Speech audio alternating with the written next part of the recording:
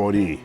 I am Boris Johnson, and I'm the MP for Uxbridge and South Ruislip, which is all around here, and I'm going to read you a lovely poem about Christmas.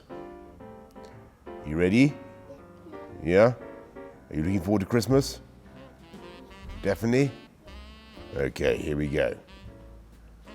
'Twas the night before Christmas, when all through the house not a creature was stirring, not even a mouse.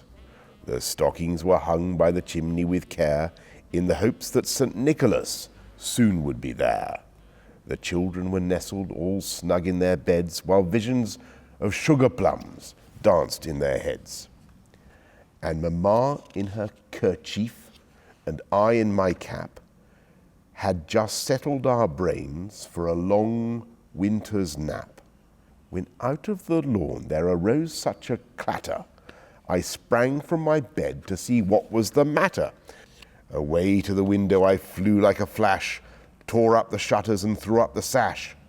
The moon on the breast of the new fallen snow gave the lustre of midday to objects below, when what to my wondering eyes should appear but a miniature sleigh and 8 tiny reindeer. With a little old driver so lively and quick, I knew in a moment it must be St. Nick. More rapid than eagles his coursers they came, and he whistled and shouted and called them by name, now Dasher, now Dancer, now Prancer and Vixen, on Comet, on Cupid, on Donner and Blitzen.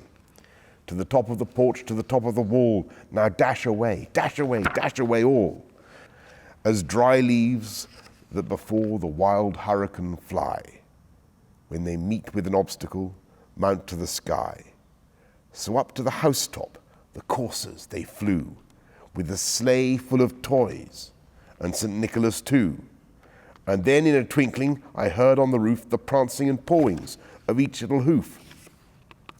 As I drew in my head and was turning around, down the chimney St. Nicholas came with a bound. He was dressed all in fur from his head to his foot, and his clothes were all tarnished with ashes and soot. A bundle of toys he had flung on his back, and he looked like a peddler just opening his pack. His eyes, how they twinkled, his dimples, how merry.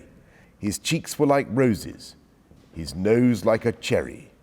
His droll little mouth was drawn up like a bow, and the beard of his chin was as white as the snow. The stump of a pipe he held tight in his teeth, and the smoke it encircled his head like a wreath. He had a broad face and a round little belly that shook when he laughed like a bowl full of jelly. He was chubby and plump, a right jolly old elf, and I laughed when I saw him in spite of myself. A wink of his eye and a twist of his head soon gave me to know I had nothing to dread. He spoke not a word, but went straight to his work, and filled all the stockings, then turned with a jerk, and laying his finger aside of his nose, and giving a nod, up the chimney he rose. He sprang to his sleigh, to his team gave a whistle, and away they all flew like the down of a thistle. But I heard him exclaim, ere he drove out of sight, "Happy Christmas to all, and to all a good night." That's right. Well done. And guess what? Look what's happened while we were doing it. Father Christmas has brought some presents. Isn't that exciting?